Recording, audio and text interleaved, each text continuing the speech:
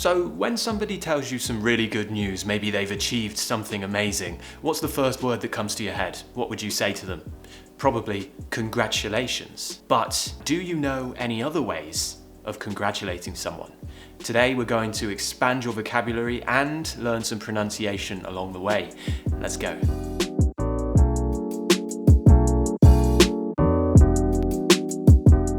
Congratulations.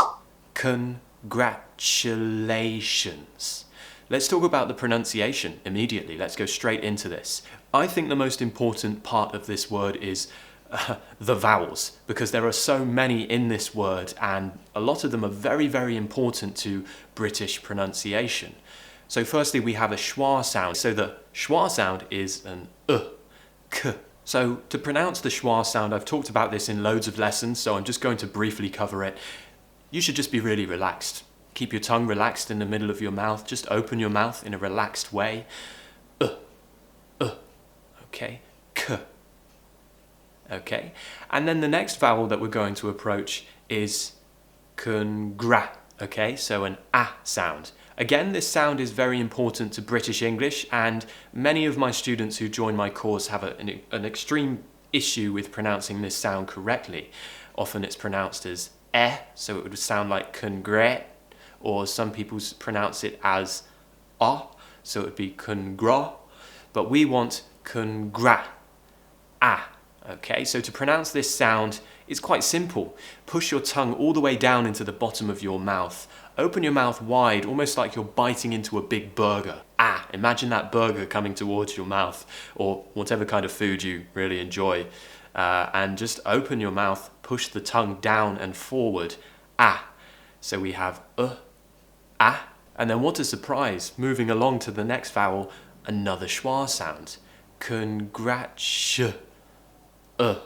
Okay, another schwa. So we have Feel your tongue go middle, down, middle.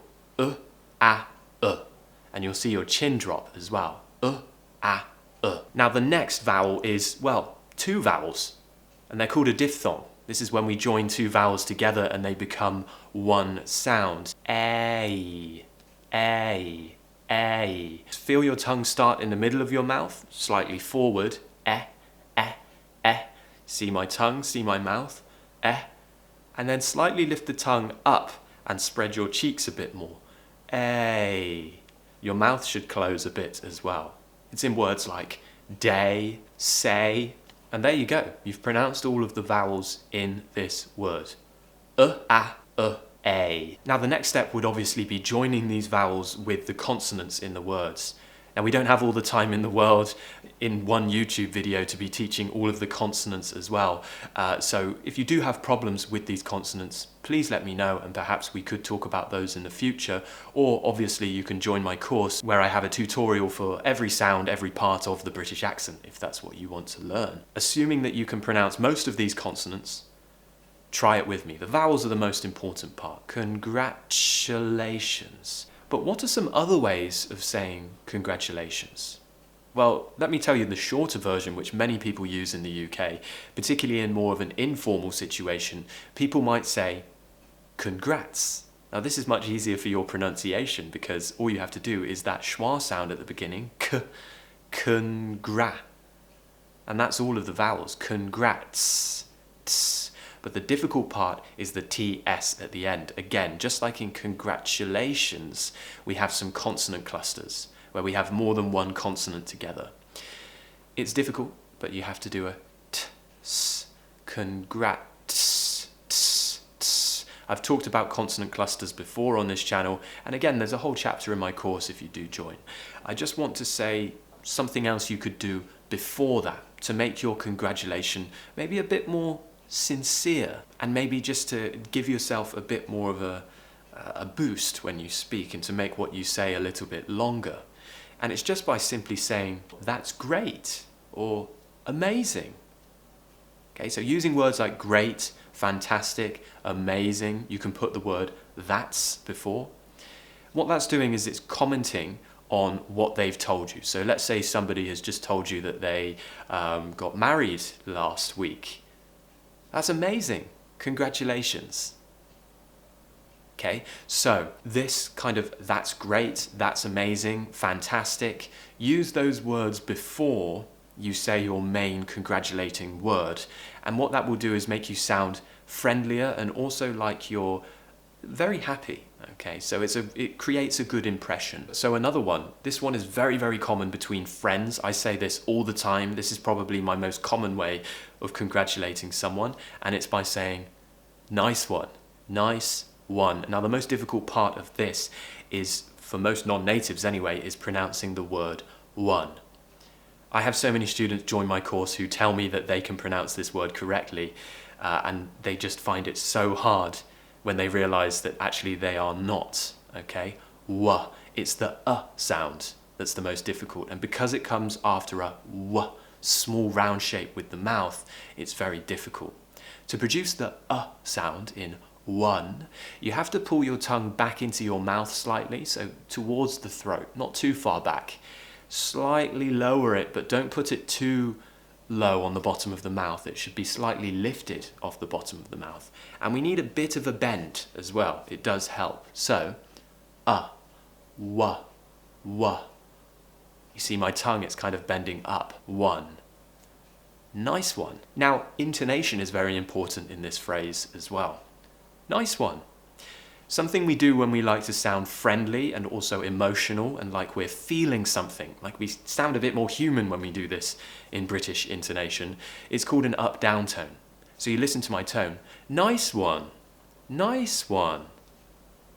What's happening is I'm rising and I'm falling, more of an emotional tone, feeling of expression, and really showing that we are feeling. If I just said, nice one, that would sound like I don't care, I couldn't give a toss, and you go and get married, I don't care, right? But if I said, that's amazing, nice one, right? This kind of rise, fall tone and a smile always helps, and it will make you sound friendlier and also like you really mean what you're saying. Intonation is everything. It's the blood of English. As well as nice one, you could say good one. That would be more if somebody had achieved something quite small. Maybe they've completed their homework in record-breaking time. Good one. You know, it's more of an achievement response. So when somebody achieves something that they've tried hard to do. Congratulations is more of a word we'd use when somebody has reached a milestone or done something which is, you know, like a rewarding thing that they've done. But if it's just, you know, an easy task that someone has completed, you'd probably say, nice one, or oh, a good one. Or, of course, well done, well done. So nice one, good one, well done. Those are three really similar ones which you can use, and you can play around with other words too. How about good job? Now the difficulty here again is in the second word. So many people in their schools, they learn an American style of English. And then when they realize, oh, actually, I prefer British English, they come to me. One of the main sounds that they have a problem with is the O sound, because it's a very, very British sound. Now, my American accent is terrible, but for example, in some areas of the US, they might say job instead of job. Now, again, I can't pronounce it perfectly, but they do more of an R sound. Now, we do an O, short vowel, round mouth, O, O, O. Good job, job, okay? It needs to be quick and snappy, that word, and it will make you sound more like a contemporary RP British speaker. Good job. O. Again, we would want to use this tone. Good job. Okay, job. Good job. Rise, fall to show that you're feeling emotion. An easy, quick lesson today, but this is something that's been requested for a while. How can I congratulate people without just saying the word congratulations? And also, how do I pronounce congratulations? Because it's a big word and it's difficult. So hopefully I've highlighted some of those issues. More of a beginner lesson today, but you'll be surprised how many advanced speakers have problems with some of the basic common words in English. And being able to pronounce some of these basic words will help you further along your journey into accent learning, because you'll be able to pronounce the easier words better, the more common words better, which is training those muscles to start producing that sound naturally. So always start with the baby words and you will get better. Thank you very much for watching today. It's been a pleasure as always. I will see you in the next video. Cheers guys, bye.